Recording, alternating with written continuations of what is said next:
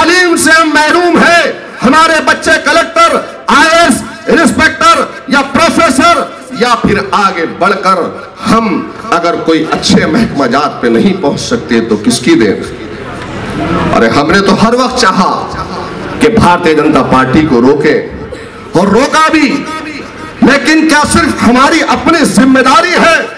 हाँ ठीक है, उस जिम्मेदारी को निभाने के अंदर पूरी मदद करेंगे, लेकिन उसके लिए क्या तुम हमको खत्म करते जाओगे? हम खत्म हो जाएंगे? आपको मालूम मेरे भाई, हिंदुस्तान की आजादी के बाद पहला जब इलेक्शन हुआ तो इन पार्लियामानी इलेक्शन में, ऐवान पार्लियामेंट में मेंबर ऑफ पार्लियामेंट 60 से ज्यादा मुसलमान थे। खत्म होते गए, खत्म होते गए, खत्म होते गए, कम होते गए, और आज हमारी आवाज वहां पर कितनी है? तकरीबन 20 के ऊपर, 20 से 24 के दरमियान। बार बार कहा आसाम में बदरुद्दीन अजमल साहब ने कि देखिए असेंबली के इंतखाबात है, हुक्म की तस्लीम ना हो।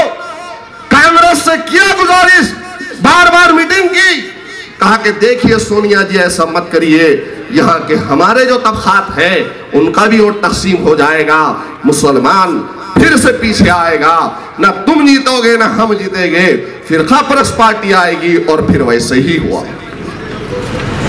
वहां नहीं सुनी कांग्रेस। आज ही का अखबार पढ़ रहा था, पार्लियामेंट के इलेक्शन में फिर एक मरतबा बदरुद्दीन अजमल साहब गए, हजरत मौलाना बैठ के कहा कि देखो ये मुल्क का मसला है, मुल्क की आईन का मसला है, मुल्क के सेकुलरिज्म का मसला है, मुल्क के दस्तूर का मसला है, अब भी वक्त है समझो।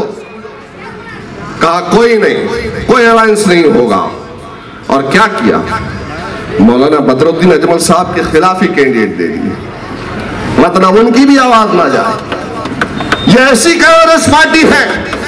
तो सुनो मेरी बात को, यहां के मेरे गयूर नौजवानों, अगर कांग्रेस वाले तुम्हारे दरवाजों पर, तुम्हारे महल्लों में वोटों की भीख मांगने के लिए, चवान के लिए आएंगे, तो तुम कहना कि यकीनन 4 मरतबा मध्य प्रदेश में हमने बीजेपी को वोट डाला था, लेकिन इस मरतबा हमने सोचा कि भारतीय जनता पार्टी को रोके, और इकट्ठा मुसलमानों और दलितों ने कांग्रेस को वोट किया। तो आपको पता है मेरे भाई, मध्य प्रदेश में हुकूमत बनने के फौरी बाद में गांव कशी के नाम पर 5 मुसलमानों के ऊपर NSA का कानून लगाए, जो भारतीय जनता पार्टी के जमाने में भी नहीं था। NSA जैसा कानून, अगर कोई कानून ना कोई वकील है तो उनसे पूछो, 1 बरस तक उसमें जमानत नहीं होती, NSA जैसा कानून लगाए। ये तमाम तर क़वानीन, मकोका है, मीसा है, MCOC, UPA, ये तमाम क़वानीन, रासुका, ये किसकी देन है नौजवानों? मालूम आपको? ये कांग्रेस की देन है। आज अशोक चौहान आ रहे और हर गली में, हर मोहल्ले में अस्सलाम वालेकुम, खुदा हाफिज, मैं ऐसा कर दूंगा, हम वैसा कर देंगे। सत्ता हाथ से गई तो राहुल गांधी भी बोला। एक तरफ ये देश का चौकीदार 2014 के पार्लियामानी इंतखाबात में झूठ की एक लंबी लिस्ट लेकर निकला। इंतखाबात हुए, इख्तिदार पे आए, न 15 लाख मिले, न खर्च किसानों का माफ हुआ, ना ही काला धन आया, न सबका साथ हुआ, ना विकास हुआ, ना ही महिलाओं की सुरक्षा हुई, ना ही इस देश को तरक्की याफ्ता मुल्क बनाने की जो बात की गई थी वो हुई। 100 शहरों को स्मार्ट सिटी का वादा किया था, वो भी नहीं हुआ। अब राहुल गांधी बोल रहे, राहुल गांधी का बयान आया कि हम गरीबी दूर करने के लिए सालाना 72,000 रुपए देंगे। ना इनके 15 लाख मिलने के, ना इनके 72,000 मिलने। अब अशोक चौहान बोल रहा मैं ऐसा करूंगा, मैं वैसा करूंगा। उलमाए कराम ने सवाल किया कि ठीक है साहब, पिछले 40 बरस से आपको चुनकर लाए, आप बतलाइए, इससे पहले MLC का वादा, उसके बाद MLA का वादा, फिर ये किया वादा, फिर हज हाउस का वादा, बोले फिर ये वादा, बहुत सारे वादे गिनवाए। तो एक गुलाम बीच में से उठ के बोला नहीं नहीं, करे ना साहब ने। बोले क्या करे? उर्दू घर बनवाए, उर्दू घर बनवाए। बोले उर्दू घर का अभी तक इफ्तिताह हुआ इफ्तिताह हुआ इफ्तिताह? वहां कुत्ते लौट रहे, उर्दू घर बनवाए। बोले उर्दू घर बनवाए। ऐसा फखर से बोल रहा था साहब का गुलाम जैसा कि जवान ने कोई नांदेड़ में ताजमहल बनवाया। इतनी फखर से बोल रहा। क्या बनवाया? क्या पुराने शहर में कोई तरक्याती काम हुए? क्या हमारे बच्चों को स्कूल और तालीम मिला? क्या यहां पे प्ले ग्राउंड बना? क्या हज हाउस मिला? पीने के पानी का मसला बताए तो नहीं नहीं बोले सब। मैं डिबेट में हर वक्त जा रहा हूं, आप डिबेट भी देख रहे होंगे।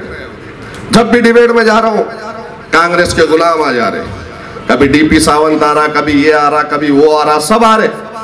सबसे पहले बोले साहब ने ऐसा किए, साहब का ऐसा है, नांदेड़ में वैसा है, हमारे साहब के इतना नाम है, इतना नाम है, इतना नाम है। जब माइक पकड़कर जब प्रेस के लोग मेरे पास में आए, बोले मुझे, तो मैं बोला हाँ नाम तो है, बहुत नाम है, नाम बहुत है। नांदेड़ से लेके दिल्ली तक, मुंबई तक, पूरे महाराष्ट्र में तुम्हारे साहब का नाम है। लेकिन वो नाम कब हुआ? जब तुम्हारे साहब ने आदर्श का स्कैन किया, उसके बाद तुम्हारे साहब का नाम हुआ, नेशनल पूरे चैनलों पे आए। इनको बुरा लग रहा, बोले नहीं मोइन भाई आप गलत बोले, ऐसा मत बोलो, ऐसा मत बोलो। तो आपको तय करना है, एक तरफ चौकीदार है तो दूसरी जानिब आदर्शवादी है। चौकीदार से भी मुकाबला होगा, आदर्शवादी से भी मुकाबला होगा। पिछले 40 बरस का हिसाब किताब होगा कांग्रेस वालों। आप बताओ, मैं कोई दूसरी जगह से नहीं आया हूं, आपके दरमियान से, और आप ही के शहर में, आप ही के अपने महल्ले में छोटे से बड़ा हुआ मेरे भाई। और आपकी मोहब्बतों को सलाम है मुसलमान, मैं सलाम करता हूं, इसलिए कि मेरी गैर मौजूदगी में भी कॉरपोरेशन और बल्दियाती इंतखाबात में चारों तरफ से शिकंजा मत दिया गया था। लेकिन उसके बावजूद भी मोमिनपुरा, मल्लिया, हताई, करबला, नावघाट, हरीपुरा, नई मस्जिद, मठ या दीगर जितने भी इलाके हैं, वहां के मेरे गयूर मुसलमानों ने, मेरी माओ ने, मेरी बहनों ने मुझको वोट दिया। अल्हम्दुलिल्लाह, मैं तुम्हारे तमाम का शुक्रिया अदा करता हूं। तमाम को सलाम है। मैं कमजोर नहीं हुआ हूं, मैं कमजोर नहीं हुआ हूं। ये पांचों महल्ले के नौजवानों की ताकत आज सैयद मोइन के साथ में है। और इंशाअल्लाह ताला मैं तुमसे वादा कर रहा हूं कि नांदेड़ में एक इनकलाब जरूर बजरूर लाऊंगा मेरे भाई।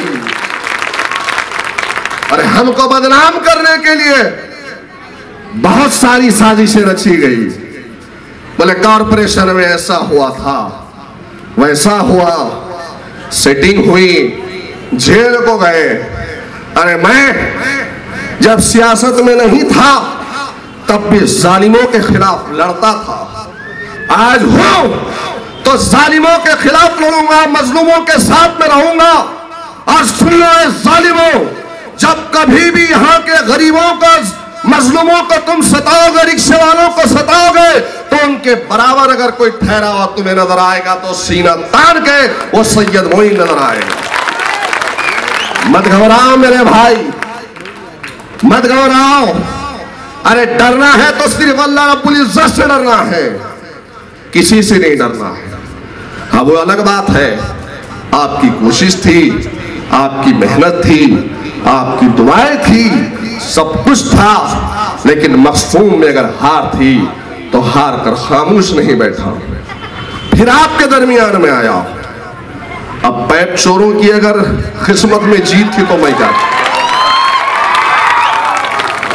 पैप चोरों की यार किस्मत में जीत थी, मशीनों में गड़बड़ कर कर अगर जीत लिए। अरे अगर दूल्हे भाई अगर होता ना तो तो रिजल्ट कुछ और होते, 15 के पार रिजल्ट ले जाता और बताता कि कैसा मुसलमान जीत कराता है, कैसा हमारा अम्बेडकरवादी जीत कराता। नहीं था। पहलवान अगर अखाड़े में पहलवान को उतारते हैं, हाथ बंधिए, पैर बंधिए, और फिर जवान आके अपना अधर धक्का देके जीत जा रहा। ऐसी होती कुश्ती मेरे भाई, ऐसी होती कुश्ती। अरे कुश्ती तो अब हो रही है। सिकंदर मैंने बिल्कुल सही कहा, मनीष भाई ने बिल्कुल सही कहा। अभी थोड़ा मैदान में उतरा हूं तो अल्हम्दुलिल्लाह शुगर का लेवल बढ़ता जा रहा है, बढ़ता जा रहा है, बढ़ता जा रहा है। हाँ वो तो बोलूंगा अभी। सही है, अच्छा याद दिलाया नौजवान ने। एक बात और निकाले, बोले इनको बीजेपी ने खड़ा की, नहीं खड़े तो अजीब बीमारी है हमारे अंदर भी। सबसे पहले हमारे कायदीन पर हम शक करते, नहीं ठहरे तो बोले जवान से कुछ लेन देन हो गया, ठहर गए तो बोले बीजेपी की तरफ से कुछ आया। नहीं मेरे भाई, ये अपनी सोच को बदलो। यही सोच रखकर अशोक चौहान उसके मुनाफिकीन और कौम के दलाल मिलकर कौम को भटकाते हैं और कहते हैं कि देखो ऐसा हो गया, वैसा हो गया। हम मासूम हैं, लेकिन मुसलमानों मैं आपसे कह रहा हूं, आपसे मुखातिब हो, शऊर पैदा करो, सियासी शऊर पैदा करो, सियासी बेदारी पैदा करो। बहुत झूठ का मम्मा ला के रखते हैं, यकीन ना करो मेरे भाई, यकीन ना करो। समस्या नाम तो सुना ही होगा आपने, इससे पहले कॉर्पोरेशन डिप्टी मेयर है ना, फिर एमएलए, फिर उसके बाद में आज यहां खड़े हैं तो एक मुंशी का बेटा बोला, एक मुंशी का। जी बहरहाल मैं इस जलसे को यहीं पर खत्म करता हूं और आप तमाम से कहता हूं कि आप लोग जमकर साइकिल के निशान पर बटन दबाएं और अपने आदमी को कामयाब करें। वाक़िअत दावाना अनिल हम्दुलिल्लाहि रब्बिल आलमीन।